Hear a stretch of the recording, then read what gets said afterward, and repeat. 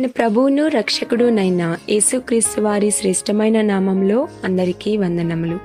రోజుకు ఒక మిషనరీ జీవిత చరిత్రలో ఈరోజు మనం చూడబోచున్న మిషనరీ ఐజాక్ జోగ్స్. జననం 10/1/1607, మరణం 18/10/1646, స్వస్థలం ఫ్రాన్స్ దేశంలోని ఓర్లిన్స్, దర్శన స్థలము ఉత్తర అమెరికా. ఒక ఫ్రెంచ్ మిషనరీ అయిన ఐజాక్ జోగ్స్ ఉత్తర అమెరికా ఖండంలో పరిచర్య చేశారు. లా ఫ్లెచ్ కళాశాలలో తత్వశాస్త్రాన్ని అభ్యసించిన అతను రూయన్లో ఉపాధ్యాయునిగా పనిచేశారు. అయితే మిషనరీ సేవకై అతనికి ఉన్న ఆసక్తి అతను వేదాంత శాస్త్రాన్ని అభ్యసించేలా అతన్ని పురికొల్పింది. అందుకొరకు అతను ప్యారిస్లోని డీక్లర్మాంట్ కళాశాలలో చేరి 1936వ సంవత్సరంలో పాదిరిగా అర్హత పొందారు. తదుపరి అతను తన సేవలో మొదటి మెట్టుగా ఉత్తర అమెరికాలోని హురాన్ ప్రజల మధ్య సేవ చేయుటకు పయనమయ్యారు. వారు హురాన్ సరస్సును చేరిన కొద్ది కాలానికి జోగ్స్ జ్వరం బారిన పడ్డారు. వెనువెంటనే మిషనరీలు మరియు స్థానిక గ్రామస్తులలో ఒక అంటువ్యాధి వ్యాపించింది. ఆ అంటువ్యాధికి కారణం మిషనరీలేనని గ్రామస్తులు వారిని నిందించి వారికి మరణ భయాన్ని కలిగించారు. ఏదేమైనప్పటికీ దేవుని కృప వారికి తోడయుండుట వలన వారు స్థిరముగా నిలబడగలిగారు మరియు హురాన్ ప్రజల మధ్య జోగ్స్ తన పరిచర్యను ప్రారంభించగలిగారు. అతను వారి భాషను నేర్చుకుని వారి పద్ధతులకు అలవాటు పడ్డారు. గ్రామం నుండి గ్రామానికి వెళుతూ 6 సంవత్సరాల పాటు సువార్తను ప్రకటించి ఎంతో మంది స్థానికులను క్రీస్తు వైపుకు నడిపించారు జోగ్స్.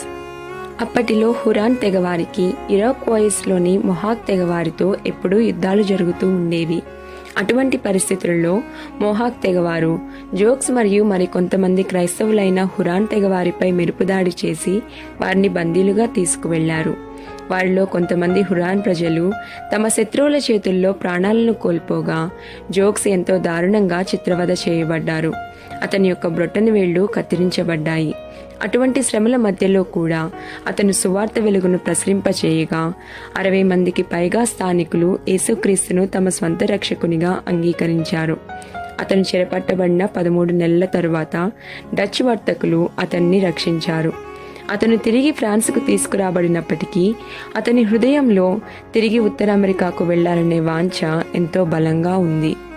1646వ సంవత్సరంలో జోగ్స్ ఇరాక్వాయిస్ భూభాగానికి తిరిగి వచ్చారు. పోరాటాలతో అశాంతితో బ్రతుకుతున్న తెగల మధ్య శాంతిని నెలకొల్పుటకు అతను ప్రయత్నించారు. అతను చేసిన ప్రయత్నాల వలన శత్రు తెగల మధ్య రాకపోకలు మరియు వాణిజ్యం తాత్కాలికంగా నెలకొన్నాయి. అయితే కొంతమంది తెగవారు మాత్రం కీడు కలిగించే ఏదో విదేశీ మాంత్రిక విద్యను సాధన చేసేవారిగా మిషనరీలను పరిగణించారు.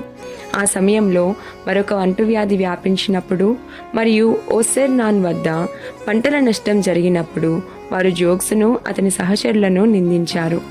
కాగా వారు ఒకరోజు తమను దర్శించమని జోగ్స్ను ఆహ్వానించి గొడ్డలి వంటి పరికరంతో అతని కపాలాన్ని పగులగొట్టారు. ప్రియమైన వారలారా, మరణంను ఎదుర్కొనవలసి వచ్చిన దేవుని సేవించుటకు ఎంతటి బలమైన వాంఛను మీరు కలిగి ఉన్నారు? ప్రభువా, మీ ప్రేమను ప్రకటించే బలమైన సాధనంగా నన్ను చేయుము. ఆమేన్.